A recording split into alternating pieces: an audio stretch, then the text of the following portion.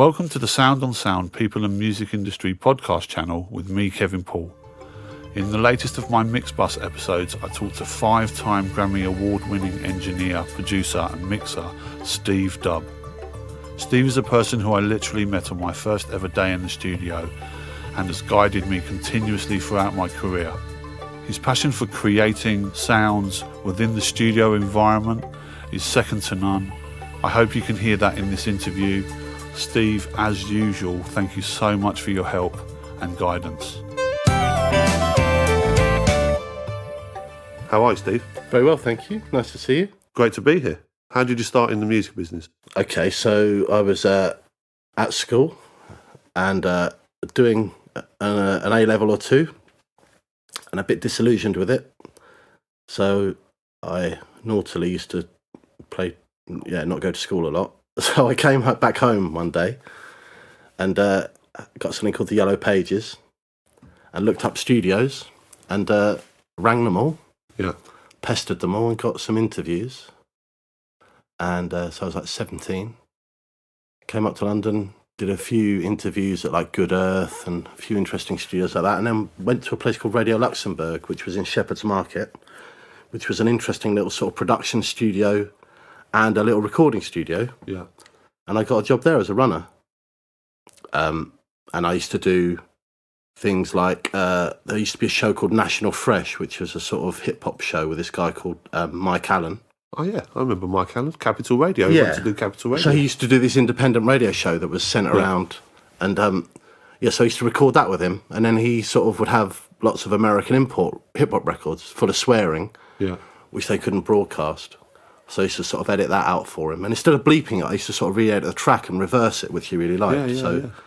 I'd do that, and then I'd have to run off loads of tapes and send them all out to independent radio stations to broadcast off a reel-to-reel, which I loved doing. But they also had a little, I mean, amazing to think about it now, but they had this little 16-track studio tape machine and a little Neve desk, I think, like, I can't remember what series Neve it was, but a lovely old Neve. Or like a broadcast, like a proper old... A proper old one. A bit like the one at Konk, so probably the 8000 series. Quite a big desk then.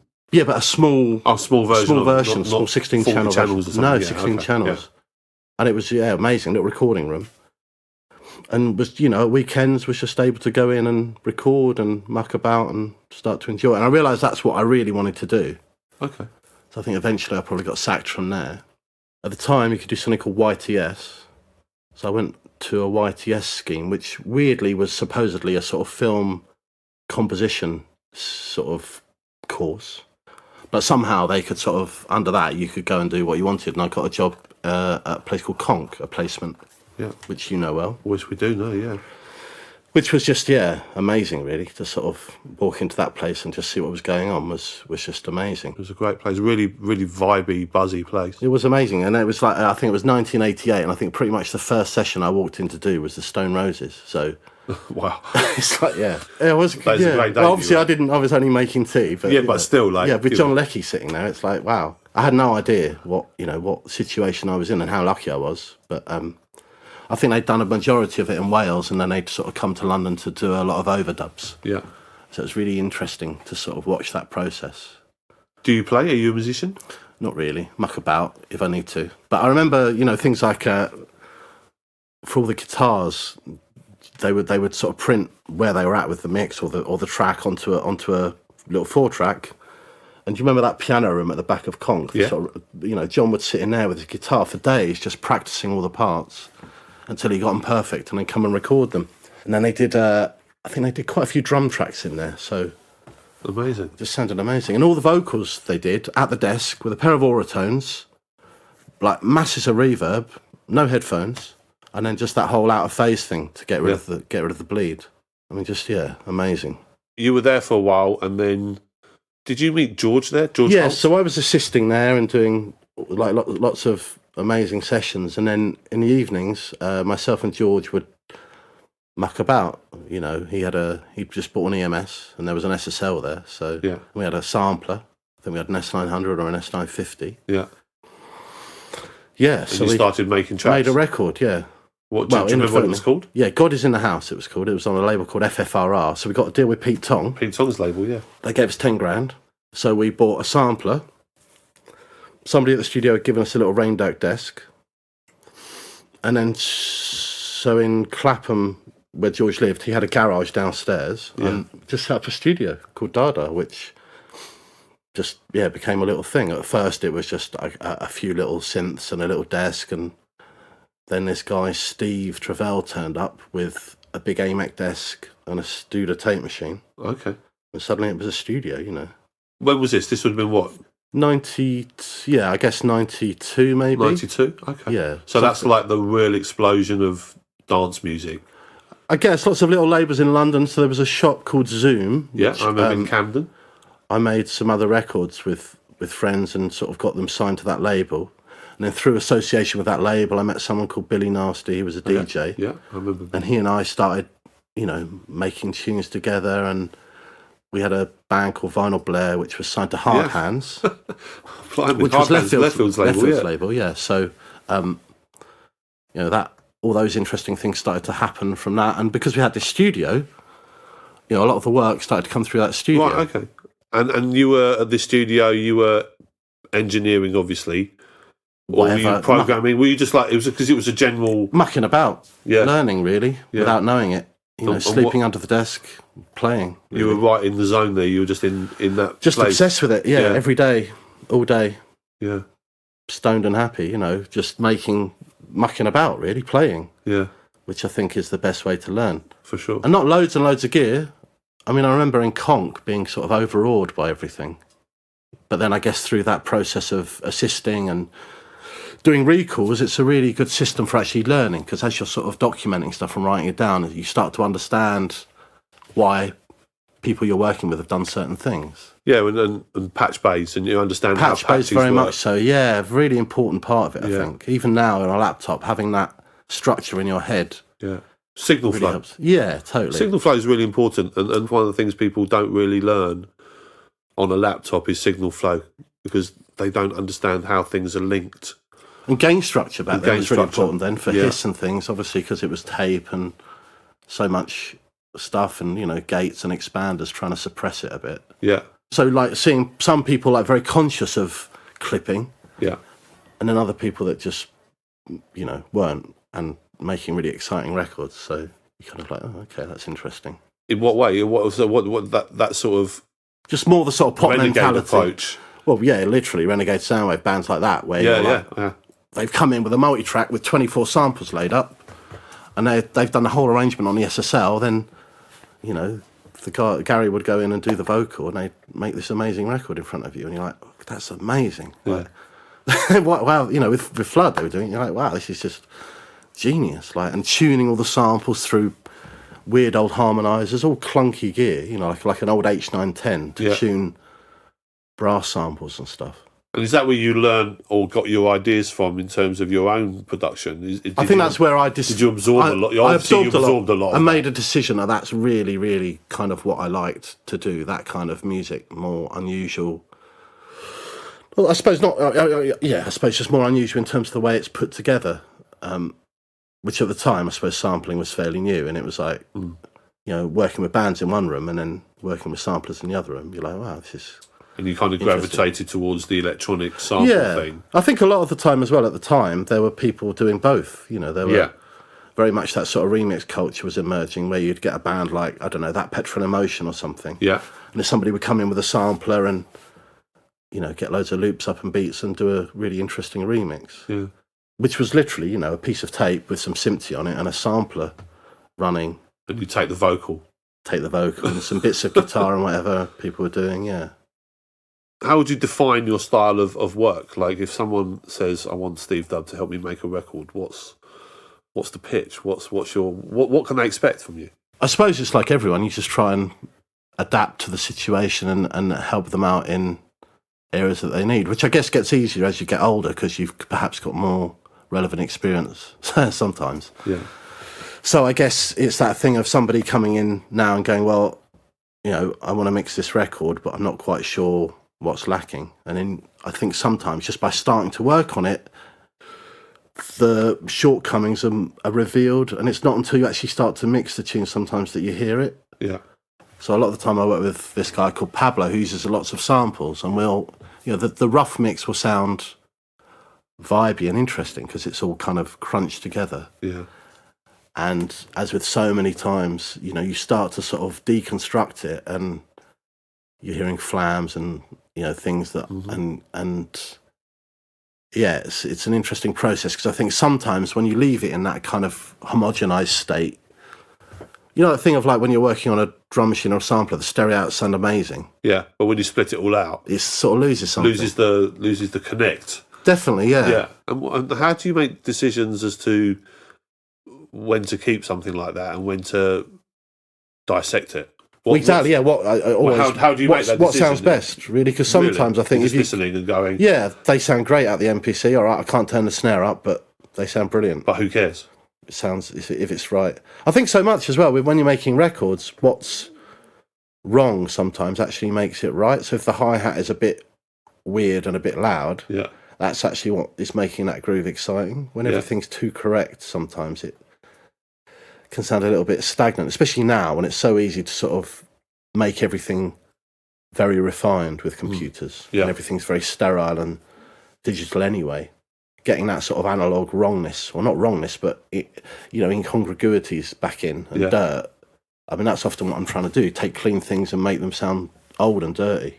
And how do you do that in the modern world? How are you personally adapting to that? I guess it depends where you are. If you're in a sort of studio where you've got access to that gear, then like that. And then if you're in a situation where you got your laptop, same mental approach, I suppose, but just using plugins, What, distortion or saturation? Anything. Yeah, there's so many around, aren't there? Like cassette plugins or the UAD Find your stuff. emulator. Anything really. Yeah, just give it some attitude. Sticking a load of hiss on it, seeing that, and then mixing that in with the compression. I think there's just, I suppose, all those things that you pick up by working in a studio. Yeah. If you sometimes if you sort of take those things and go, well, why did it sound so good, sort of crunched onto tape? Yeah. And you try and sort of recreate that process sometimes. Yeah. So perhaps putting a distortion before you compress the track, before you compress the vocal. Yeah. So you can drive it a bit more into the compressor. And, although you're not aware of it being massively distorted, it's given it more of an edge somehow. I don't know. It's just, I think those processes that you come across in a studio sometimes by accident are really sort of interesting and sort of valuable to hang on to, just in terms of what you do in a computer sometimes. But it's difficult, isn't it, particularly if you haven't grown up with those processes, to reverse engineer it, to sort of try and identify when listening to maybe records that you've made, for instance. Why does an Otis Redding vocal sound like it does? Or what was the process in that recording, or the Beatles, or so maybe not now, but would you have done a lot of that reverse engineering? No, just muck about. Just literally mucking about, grabbing stuff, going, okay, you know what? Let's. This is an interesting box. Let me put something through it and see what it sounds like. Yeah, totally. Yeah. Or this is a synthesizer with an audio input. What do these put drums sound like? Play the filter through it and play with the filters or the oscillator or whatever. And I guess as well, when you're young and a bit less knowledgeable about sort of what's technically correct, you're using things that aren't impedance matched and stuff, so there's loads of buzz coming out of the synth and the drums are going through it much too hot, but they sound cool. Yeah. I think everyone can say that some of their great records, if we actually listen to some of them, they're riddled with technical mistakes. Definitely. But all great records are, I think. It's like... And let's face it, if you were making records in the 70s, you weren't worried about the calibration of the desk, and the meters would have been like all the way like in the red, and no one's going, oh, actually, you need to turn down the stereo bus because... Totally. You need to turn down the stereo bus because it's distorting. It sounds great. It sounds amazing. Yeah. You're coming back off tape and it's... that's the thing as well. You're always going to tape back then. So even at Konk, I remember, there was an Atari tape machine there. That was the thing, I think. You're always going to half-inch, and it was always being checked off half-inch. Yeah. Eventually it became DAT, but they very much had a sound, those machines, which was part of the sort of finished sound of the record. Yeah. And the SSL compressor as well had a big part of it. So, are those things that you still try to emulate in your mixes today? Structurally, I suppose, I would quite often use like the UAD tape machines and stuff on a mix bus. Yeah. They definitely put it into a certain space. Yeah. I think if you want to make a record with huge subs on it, they don't always work. But if you're trying to do that thing where it's contained and things are are a certain size, then they work really well. As soon as you try and go beyond those and sort of make, I don't know, big, massive kicks and stuff. Yeah, although if you're making dub reggae. But they were modifying everything as well to do that stuff, yeah. There's a studio in Croydon called Arrowa, the Mad Professor's place. Oh, yeah. He used to work for Soundcraft, and he still uses his Soundcraft desk that he's modified, and he has a channel that he's tweaked that is the bass channel. He has the drums in the same place against the wall, really dead, sound mad in a room, but you listen to them in a room and they sound amazing. Yeah. And he bought an SSL and didn't like it, put it back against the wall and kept the Soundcraft. That's great. And again, he has the tape machine tweaked in a certain way, certain channel for the kick, certain channel for the bass, all kind of... All the bias. All the bias is different, and it he doesn't... I seem to remember, he doesn't even compress the bass going to tape. It's all done... Through the machine. Yeah. Yeah, wow. Let's talk about the Chemical Brothers. How did that relationship come back? Because you've worked with them pretty much from day one, right? From, like second or third track they did. Yeah, so again, through Dada and through the same connection. So Leftfield asked them to do a remix of a track called Open Up. Yeah, with Johnny Lydon, yeah. Yeah, and so because I worked in a studio and the studio was there, they booked me in a studio for Tom and Ed to come into. So they came in, we did the mix, went really well, and then I think they said, we're doing some tunes. They just got to deal with Boys Own, I think, Junior Boys Own. Would I be up for doing them? Which of course I was, and then, we started. That's a relationship that's, how many years now? It's over 20-odd years, right? 25 years, I reckon. 25 years, because they're just releasing... Yeah, Surrender again, 20th anniversary. Yeah. So that was 1999, wasn't it? Yeah, so I think we started working about 94. And again, that a big part of that sort of studio was just the fun of having all that mad gear to put stuff through. So there was an EMS in there, there were some Oberheims, there was a little sort of Oberheim 4 voice. Yeah. Just great, With the Chemical Brothers, are you taking an active part in the writing, or is it just... Not really, it's more about... it's changed a lot over the years, the process. So early days, especially like the first album, Tom and Ed used to come in a bit more with stuff a little bit less developed, and then we'd sort of, I suppose, develop it and finish it more in the studio. Yeah. Whereas now they have an amazing studio of their own, yeah. Full of the most insane gear. So he spends a lot of time on his own now, writing and getting all that stuff together, and then Ed goes down and they get the record in a more finished place. But having said that, we still then sometimes completely rip it apart. And we always do a mix that's the sort of the straight mix, and then we go mad on it. And I just, for an hour or 2 or 3 or however long they can bear, I just destroy it. The dub mix. Yeah. Yeah. And then bits of that, stems from that, sounds from that end up on the main version. So it might just be a mad AMS going on in the background of a drop or something. Yeah, yeah. But that'll get recorded. And we've worked a way now of getting all that stuff so that we can record it, and it's not always the mix recorded with some lunatic like me going mad on it. We're just recording the element we want out of the mix, whether it be the delay spins or the reverb smashing off a snare or the AMS. Use an AMS a lot, a 1580. The old delay? Yeah, that's a really, really big part of that sound. Sure. Is that where your name come from, the dub mix? Because that's what people used to do a lot, didn't they? You do the main version, then you do a dub mix, which was like turn off the vocal and like just go crazy on the instrumental. Is that where your name comes from? Yeah, I think so. And the love of doing that came from, again, back to Konk. Like when I used to do the assisting and do the recalls, everyone would go home and your job was to then stay up for 2 or 3 hours and document the session. Yeah. But I used to muck about with the tracks as well. So sort of, without them knowing, sort of, turn off all the vocals normally and guitars and then just do like some weird version of the track where I distorted all the bass and drums, and because I was listening to things like I think probably Fantasy FM at home, and all the early sort of acid records and amazing sort of like KLF records and stuff. At that time, music-wise, certainly electronic music was pretty rock and roll, wasn't it? I mean, it was literally anything goes, and there wasn't these predefined genres for a start. No, there was no trance house, or it was just house music. That came about quite quickly, though. I think as soon as clubs needed to sort of market their nights a bit. Then so by definitely by 90s. Well, to my knowledge, anyway, the nights were having themes like early 90s. I mean, I think they did before. There was sort of certainly not as many genres as there are now. No. The thing with doing those sort of records was that, it was just sort of the idea of playing and enjoying and being in a social situation where people that actually were your friends and having a nice time together, rather than now where you're sort of sitting on a laptop on your own. They were always, all those records, because it was always in a studio, it was always a social situation, it was always a collaborative situation, it was always working towards a point.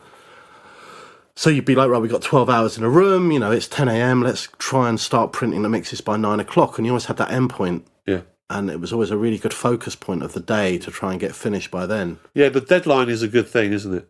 It really was. The deadline is, well, it still is. I mean, just doesn't exist so much anymore. Well, we've all worked on those projects where there's no deadline, and you just think it's squeezing the life out of everything because, the deadline, as you say, encouraged you to finish it, and you'd have to let go of it. Yeah. At 10 in the morning, there was somebody else in the studio, and you just have to go, okay, how it is right now is how it's going out. And there was an excitement to that as well. Yeah, definitely. I remember being in situations in rooms where there's, two people on the desk doing fades and pans, and I'd be on a sort of half-inch flying in backing vocals because there was no room on the multi-track for it. Somebody else was doing other stuff, and it was, it was the idea exciting. that 5 people in a room were coming together to print this mix. That and there was also, I remember as well, like a bit later on when you kind of get a job and you go, all right, I'm going to Townhouse, and it would put you in a sort of slightly, not nervous, but you'd be like, right, I've got to go and do my best. You've got to go perform. Yeah, exactly. It was a really nice feeling. Deliver. And I suppose that slight nervousness was really good as well. Kept you on your toes, for sure. And also getting all that equipment to work. Which you often didn't. In harmony. Not sitting around getting a maintenance engineer down to get it to work. Interesting how people would think on their feet, though, in those situations. Yeah. I remember, one time someone had got a remix to do. He'd been sent a multi-track with no sync reference, no tempo reference, nothing. Just had code that wasn't related to anything. So he selected a couple of tracks to delete, I don't know, Shaker or a code or something he wasn't using. Tuned the multi-track down half speed, so 30 EPs tape down to 15 EPs, and then manually played a cowbell in on a track as tight as he could. Wow. For the whole track. Put the tape back to 30 EPs, fed that into an SBX 80, is it? Yeah. That old Roland box. And that spat the sync out for the samplers.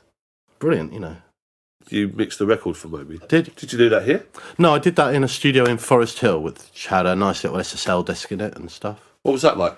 It was good. Obviously working remotely with someone like that is... You did that all remotely? Yeah. Okay. Yeah. That works quite well these days, doesn't it, remote mixing? For the most part. For the most part. Especially when, someone like that, they've produced it very much in a way they like, and they've recorded lots of things in a really interesting way, like tape delays, and, there's lots of cool stuff going on the session. So it's not like you're sort of stuck for finding things to make it work. It's all sounding pretty cool anyway. How did you approach some of the songs with regards to mixing? What's your starting point there with those? With a track, with a particular song, like.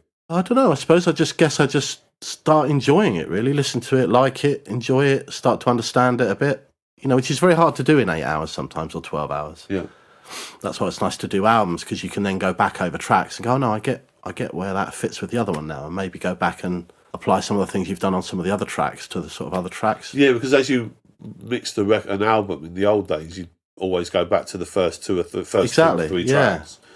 Because you've got the vibe by about track 3 or 4. Or they'd also do this thing where they would record the drums in 3 or 4 days, and there was a drum sound. So once you'd got the drum sound for the album, that was pretty much it, Yeah. Which obviously doesn't happen so much now. Are you all in the box now? Depending on the project, depending on the budget, depending on the studio. Both, really. Yeah.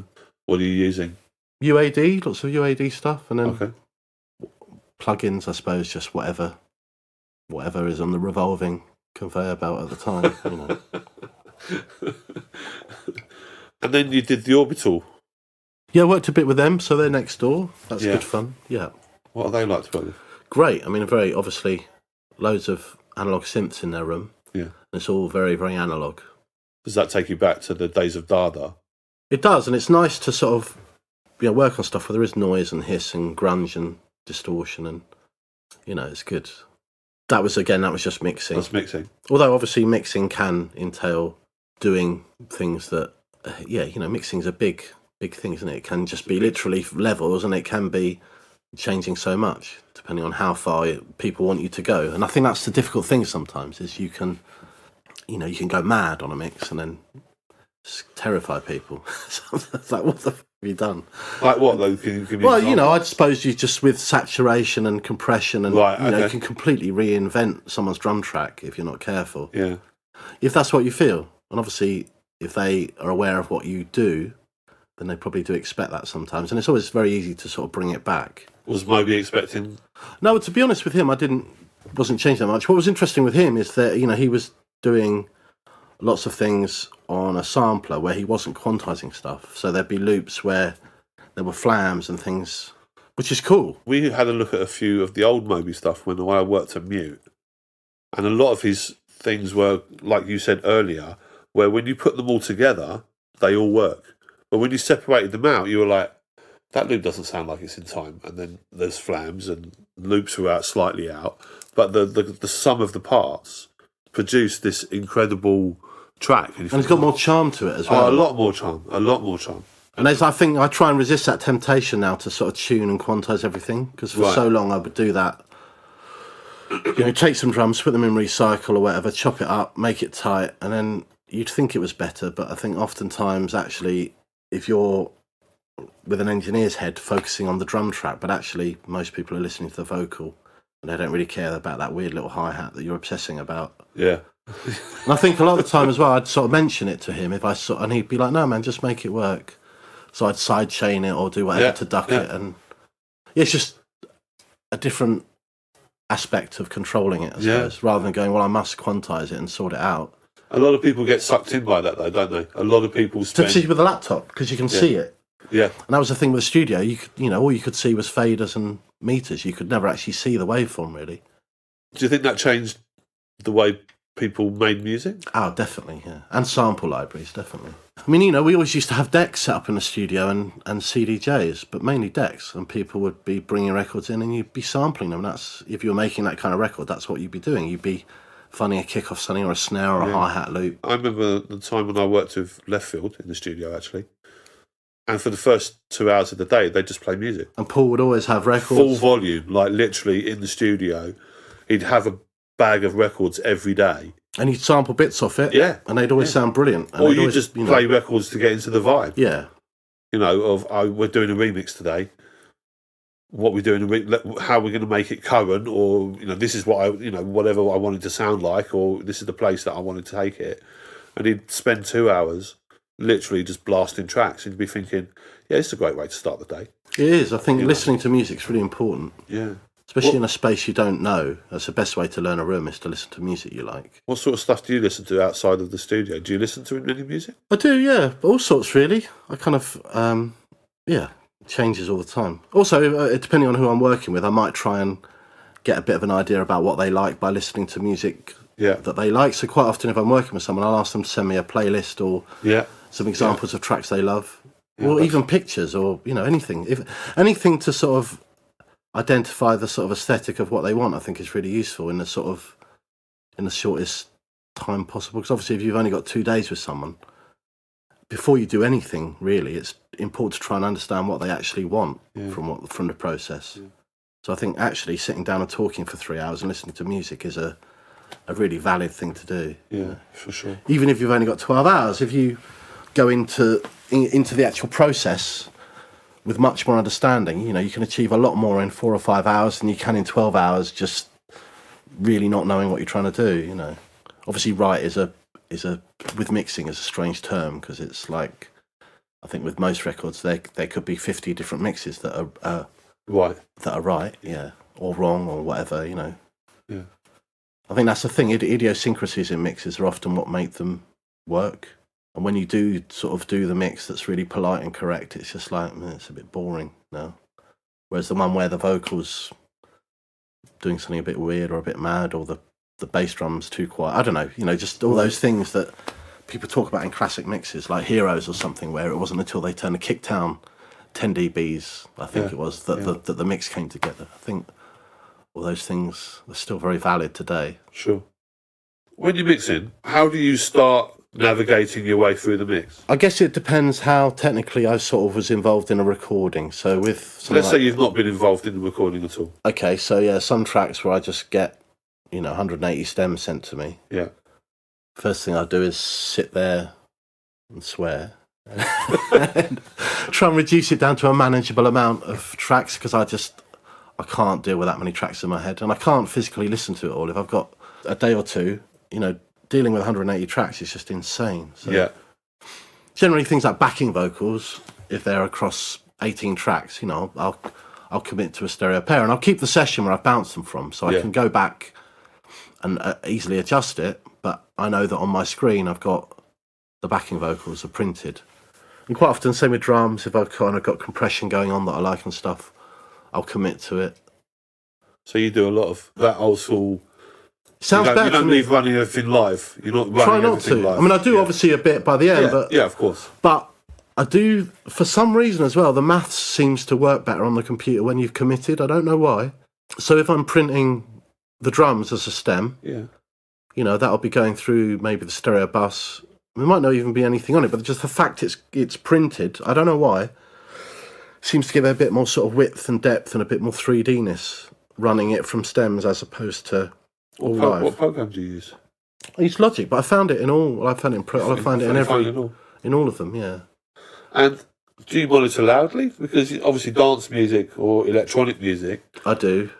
Yeah. And are you constantly loud, or are you? No, sort of short, sharp bursts. Although I'm sure most people that work with me would disagree and say it's loud all the time. But yeah, initially, if I'm sort of working on a track and you need to get that initial sort of response to it, I'll have it quite loud and try and get excited by it. And then when I'm sort of doing more technical stuff later on, like revisions of levels and tweaks and stuff, I probably wouldn't be blasting it. No, you just sort of keep it fairly sensible. Yeah, I mean, obviously, in here I've got SM9, so they're kind of loud, but they're not ridiculous. As opposed to when you go in big studios with big soffit-mounted wall speakers. Yeah, but there's something quite nice about there this, is, but yeah, these speakers at Konk. They were amazing. They were amazing. Yeah. Like forever blowing up NS10s. So at Tom's studio, there is literally there's a really long curtain rail above a door, and there's about 24 NS10 cones on there. What, the bottom end? Because they just you're doing well. Well, that is over about 20 years, to be fair. But but they tend to. I suppose they just tend to go because they're paper and they're not that tough. Speakers like this are fine, but sidechaining. Do you use it? Yeah. What do you use it for? What do you use it on? Loads of things. You mean analog or in the computer? Or whatever.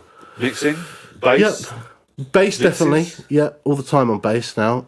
Particularly there's a really good little plugin called, what's it called? I'll tell you in a minute. But that sidechains and allows you to sort of just sidechain whatever frequency selection you want. So it's got a high pass and a low pass and an amount. And you can literally just take out everything below 40 hertz on the bass when the kick hits. So I find that kind of sidechaining quite useful, where you can't really hear it, but you can definitely feel that it makes a difference. Yeah. So gives you a bit more space in the mix. Gives you much more space. And on vocals and guitars and synths and stuff, it's something like Soothe is quite, although that's not sidechaining, but it's a multi-band sort of. That's that new. Yeah, it's quite good. Into the blue one. Is that the blue one? Yeah, it's good. It seems to do this sort of thing where it you don't lose all the sort of presence, but it definitely calms it down a bit if it's a bit gnarly. What, the vocals? Vocals or groups of synths and stuff, or guitars. Yeah, particularly sort of mid-range stuff. But definitely, sidechaining, but more just certain frequencies rather than everything. So you're not really aware of it. So you're not compressing the whole mix from the kick?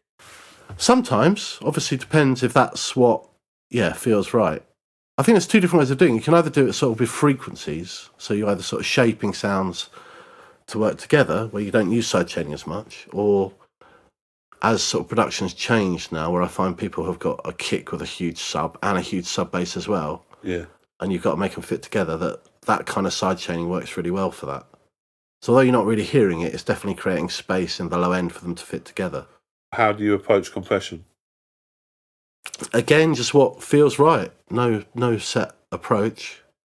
Depends where I am as well. If I'm in a room where there's Uris and things like that, then obviously they're lovely to use, and they send the vocal down a really good path anyway, sound-wise. Just plugging one of those in and doing a little bit of tweaking on it, it's already in a really good place. Yeah. But I do find that some of the plug-in emulations are getting pretty good now. On any particular favourites? Yeah, UAD one, the new Arturia ones on the Uris and stuff, they're pretty good.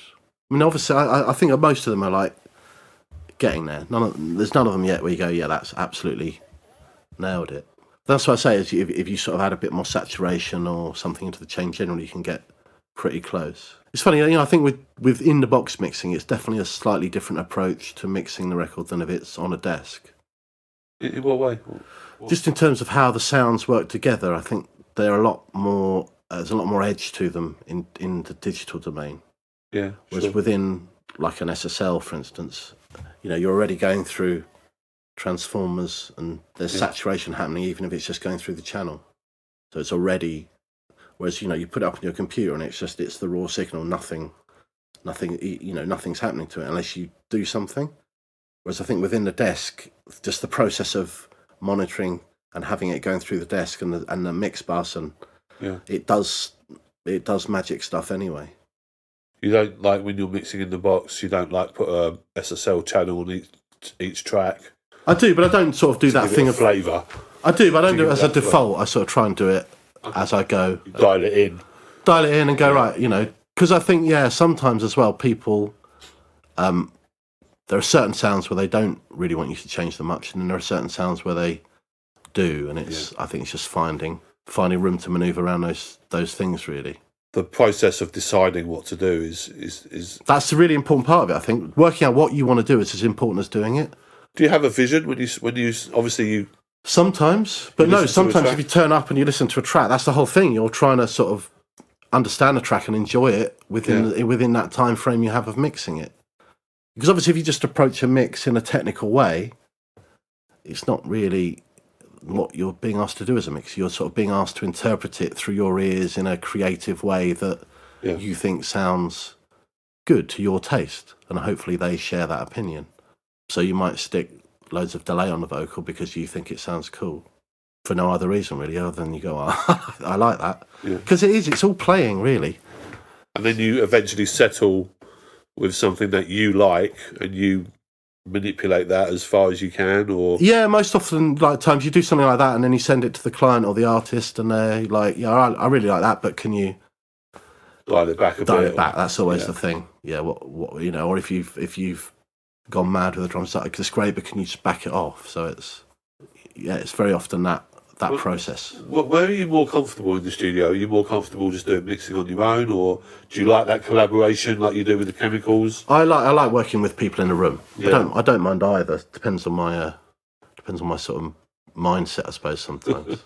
And some tracks, some tracks you're working on for days. Like there are some tracks where I spend days on them, and there are other tracks where you get it in 7 or 8 hours. So I think when you're like 2 or 3 days into a mix, it's quite often quite useful to have the ears of someone else there.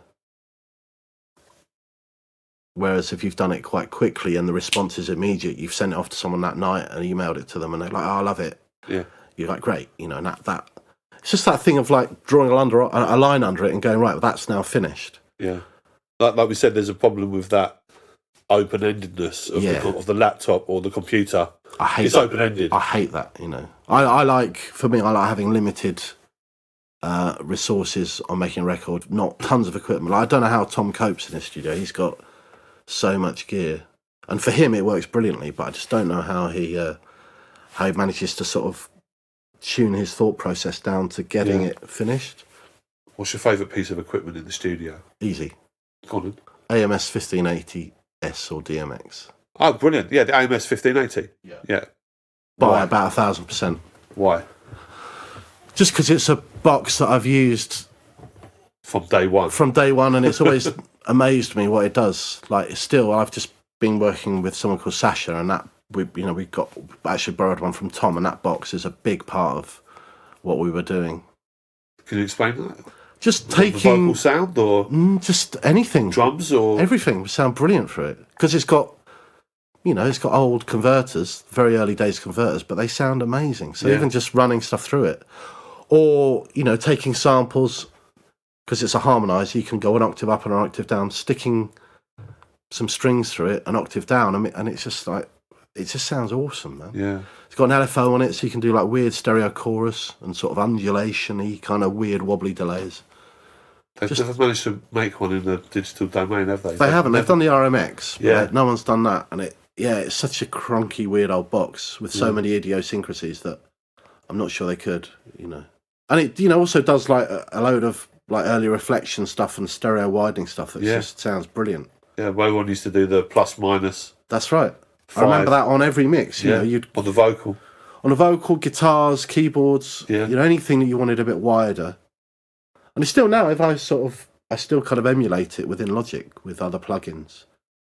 Because it does that thing of like, if you've got something in a mix where you kind of want to hear it more, but you don't necessarily want it to be louder, stick it through something like that, and it just, I don't know, it takes it out to the edges a bit, and probably adding a bit of saturation and coloration, and it just, sticks out the mix a bit more. Yeah.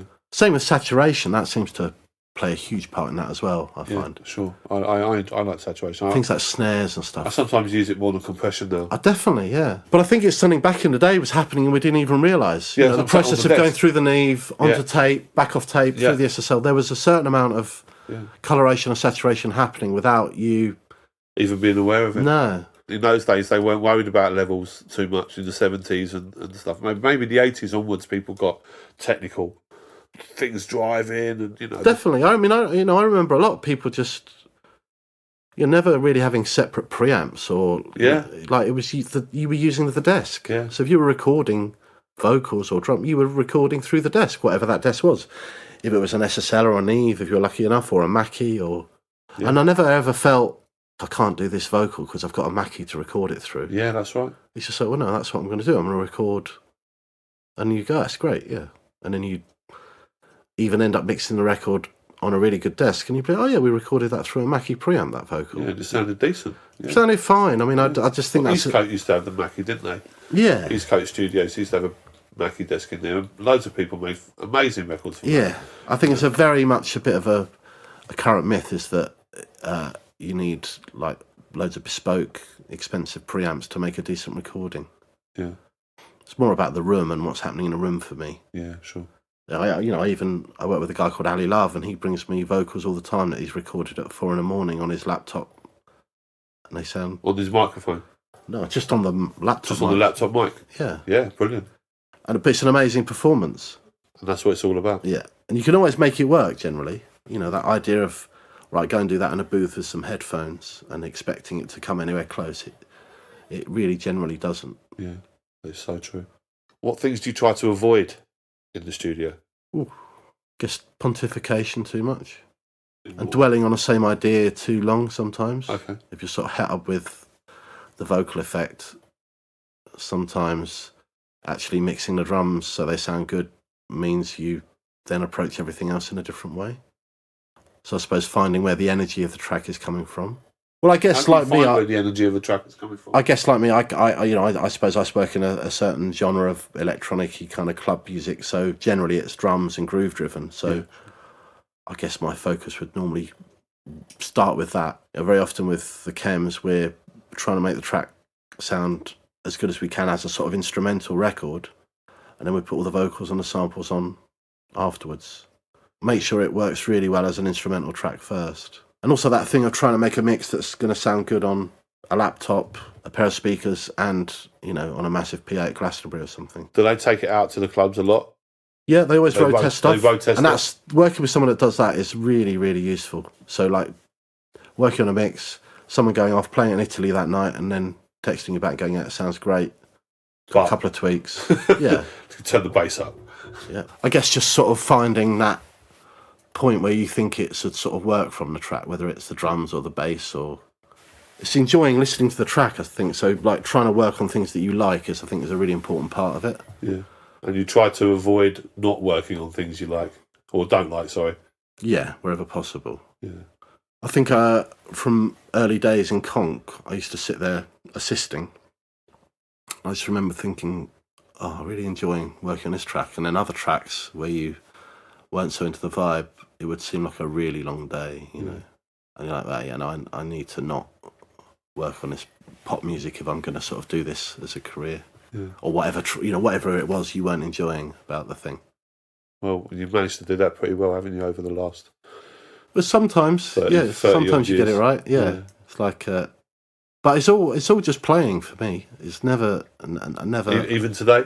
Yeah, still feel like I'm just mucking about. Yeah.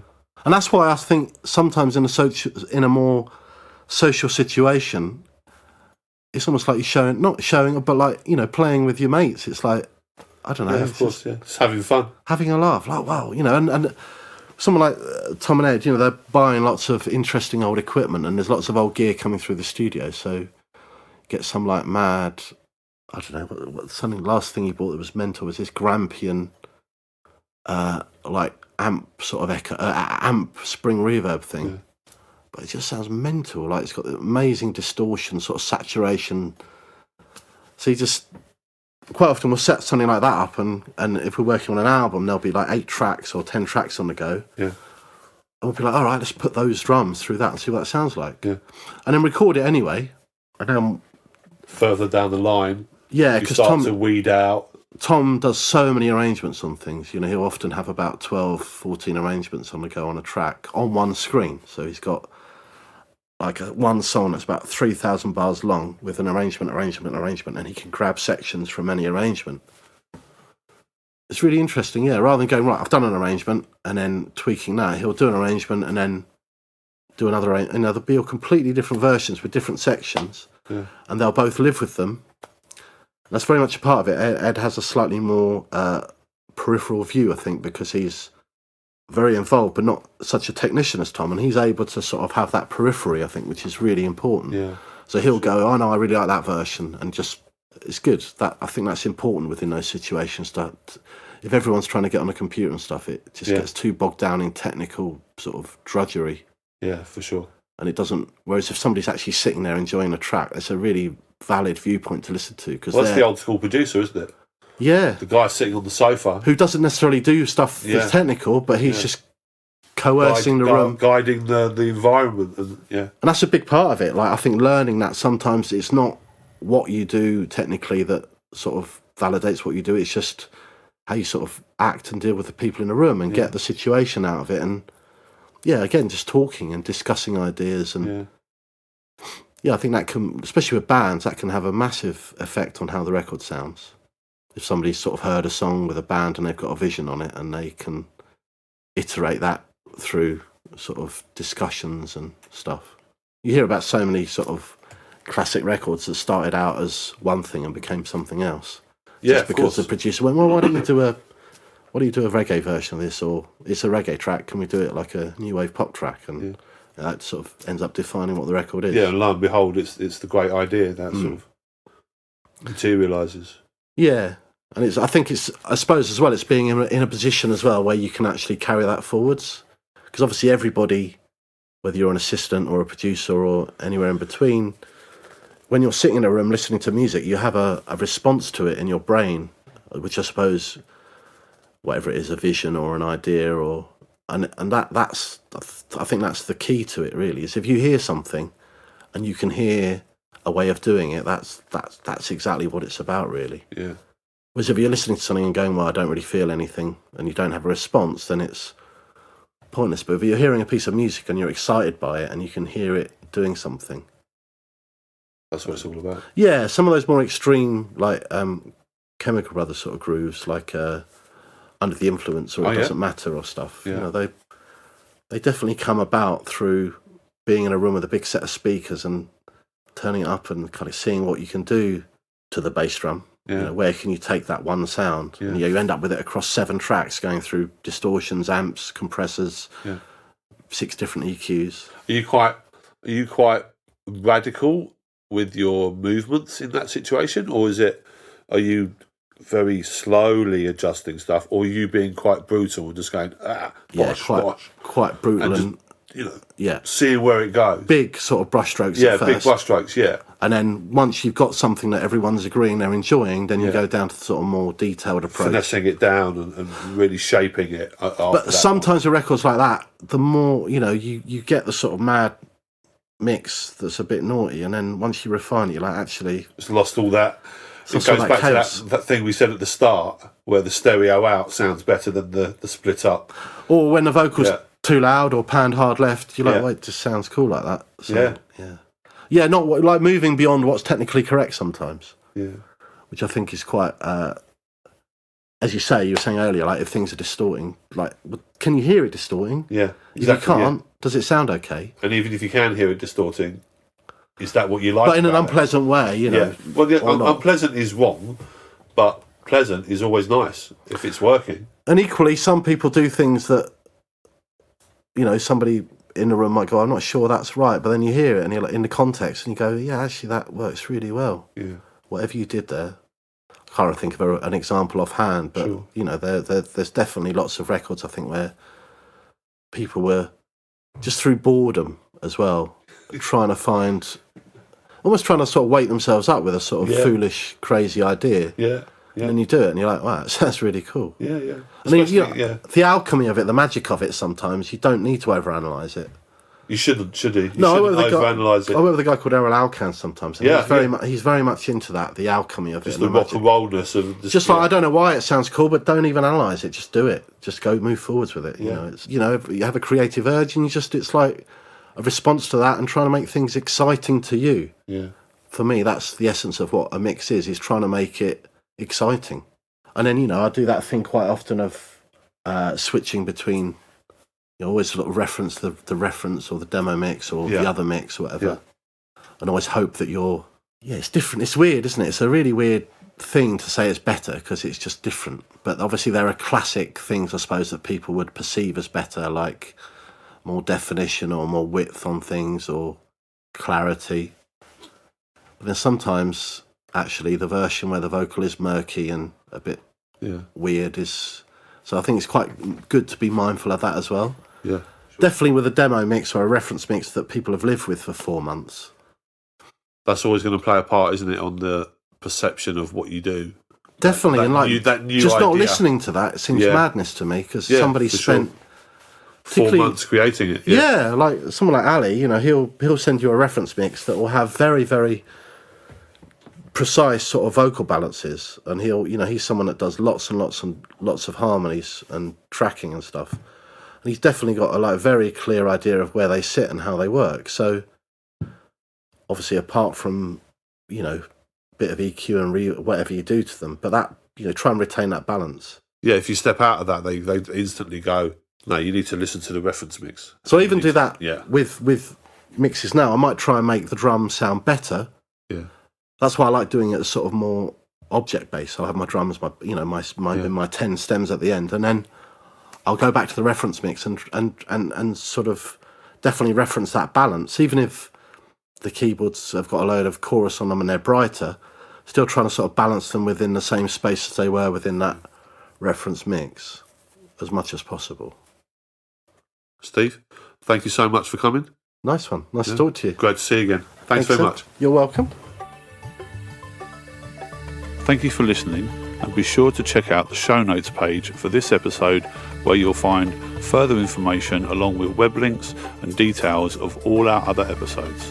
And just before you go, let me point you to the Sound on Sound /podcasts website page, where you can explore what's playing on our other channels. This has been a Mixbus production by me, Kevin Paul, for Sound on Sound.